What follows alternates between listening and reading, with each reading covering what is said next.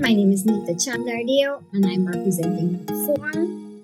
The members are myself, Ms. Roxana Nadir, and Ms. Bibia Ziwakan. This video is based on best practices for exercises that stimulate language development. So, language development in children is a process where they learn and understand and use language for communication. It starts with early sounds and gestures and gradually progressing towards sentences and complex communication.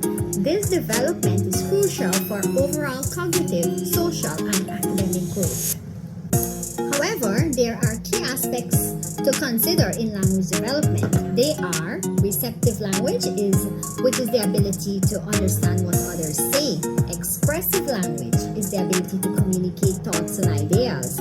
Phonology is the study of sounds in language. Then we have morphology, the study of word formation, syntax, the rules governing sentence structures, semantics, which is the study of word meanings, and pragmatics, the practical use of language in social situations.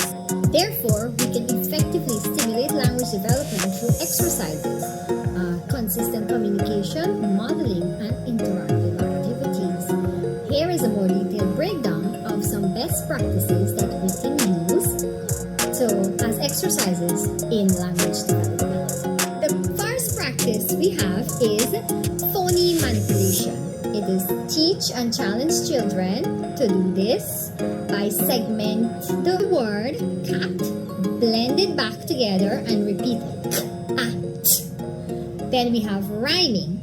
Rhyming word games to develop the ability to hear new words. For example, cat, bat, mat. Free sound match. This is where you match similar pictures to the same sounds. Example of an activity is sound sorting picture cards. Sound pictures by the beginning sounds. Example, you have the sound there, the letter that represents the sound. For example, S, and there's a picture that goes with that sound. Sun, saw, see. So they have to match it.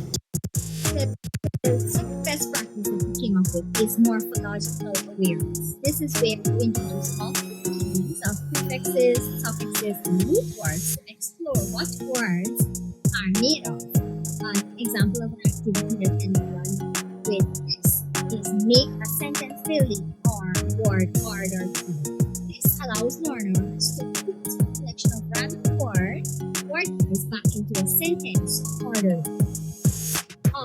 Also, we are increasing the length, where you ask students to stretch the sentence. Example, we have the dog runs, but you can stretch it by a set of expressive words. For example, big dog runs. Another best practice that we came up with is vocabulary mapping, which is to investigate word relationships with semantic maps.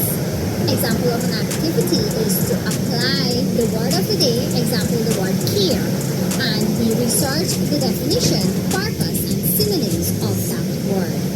The synonym and antonym exercise would help to build word skills as learners learn about synonyms and antonyms of words.